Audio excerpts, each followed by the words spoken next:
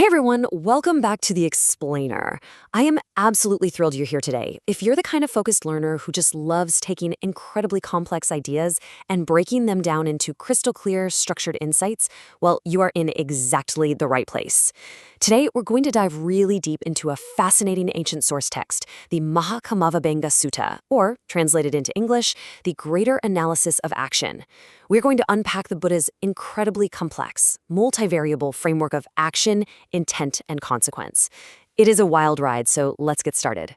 You know the phrases, right? Instant karma. What goes around, comes around. We kind of treat karma like a cosmic vending machine. You put a good deed in, you get a good reward out. You do something bad, and an anvil literally drops on your head. But what if I told you that this highly simplistic pop culture view of karma is actually a massive myth? What if the reality is far more of a paradox than we've been led to believe?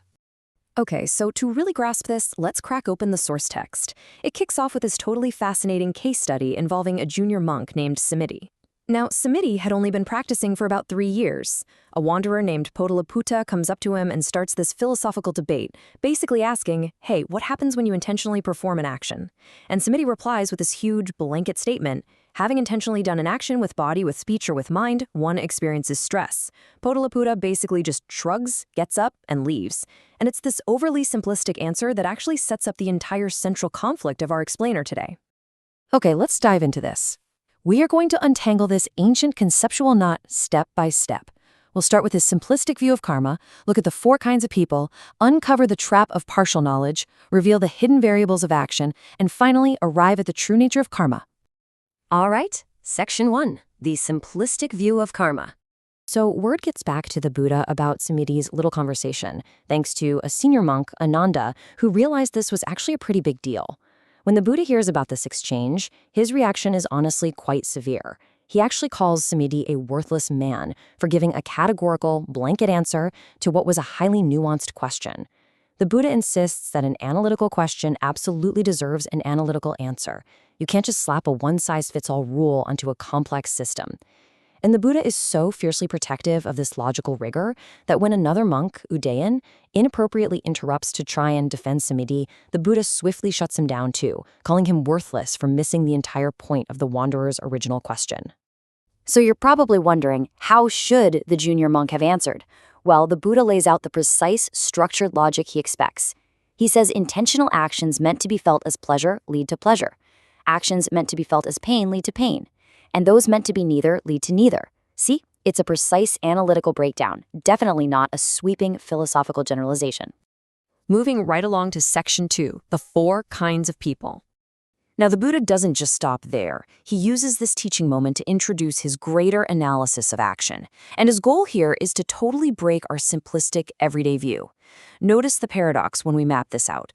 The Buddha says there are basically 4 kinds of people in the world. First, a person who does terrible things, takes life, steals, lies, and after death goes to hell. Makes perfect sense, right? Second, a person who does good things, abstains from violence and lying, and goes to a heavenly world. Again, totally makes sense. But look at the cross combinations. The Buddha states that there are people who do terrible, evil things, yet upon death reappear in a heavenly world. And conversely, there are people who abstain from all evil, live virtuously, yet upon death reappear in hell. Wait, what? Why do bad people sometimes end up in good situations and good people in bad ones? This is the ultimate paradox of action. Which brings us to Section 3, the trap of partial knowledge. To explain exactly why this paradox happens, the Buddha first warns us about a massive psychological trap. It's essentially what we call confirmation bias today. He illustrates it through this archetype of the flawed seer. The text describes certain contemplatives who meditate so deeply that they attain a divine eye, which allows them to see the afterlife destinations of others. Now imagine a seer uses this divine eye and observes exactly one case. Say they see a person who took a life end up in hell. Because they witnessed it firsthand, they grasp onto it obstinately. They declare, anyone who takes life goes to hell. Whoever knows otherwise is wrong. They proudly state, only this is true. Everything otherwise is worthless. Do you see what happened? They took limited partial data and declared it an absolute universal law. Now, what's really interesting about this is how the Buddha elegantly dismantles this flawed logic. Let's say another seer sees a murderer go to heaven and declares, there are no evil actions, everyone goes to heaven. Well, on one side, we have the seer's absolute conclusion, based entirely on their partial knowledge. But on the other side, notice the Buddha's incredible nuance. He says to the seer, when you say you saw a specific person who took life go to heaven, I allow you that observation.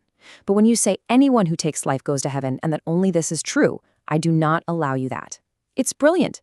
The Buddha elegantly separates a verified single observation from a flawed, sweeping extrapolation. All right, let's look at section 4, the hidden variables of action.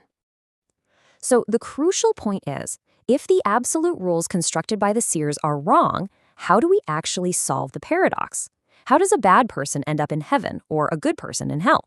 Well, the Buddha solves this by revealing a super complex accounting system of invisible factors. An action doesn't just exist in a vacuum. There are hidden variables at play here. If a person who lives a bad life ends up in a good destination, it's because of 3 hidden variables. Either earlier in their existence they performed fine, pleasant actions, or later they performed fine actions, or, and this is a big one, at the exact time of death, they adopted and carried out right view. These hidden variables are what alter the immediate destination. A single life's bad actions don't guarantee immediate hell if a powerful earlier good action or a final state of mental clarity overrides that immediate trajectory. But wait, does that mean they just get away with their bad actions? No way. The Buddha is incredibly clear about this. If we map out the timeline of karma payouts, we see that the consequences of an action don't just magically vanish into thin air. They simply ripen on different time horizons. The text explicitly says that the results of an action will be felt either right here and now, or in the next lifetime, or following that. The whole mystery of delayed results is solved when we understand that the timeline of cause and effect is vastly longer and much more complicated than our human brains usually want it to be.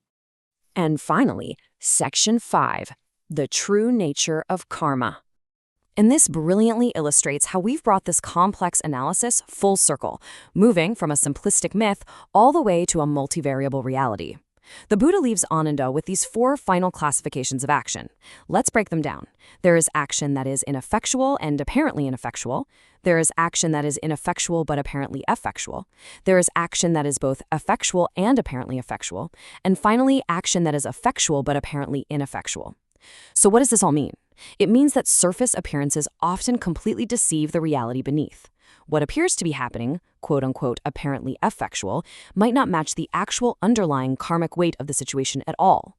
You just cannot judge the vast, multivariable machinery of the universe based on a single isolated observation. It's like trying to guess the whole puzzle from one piece.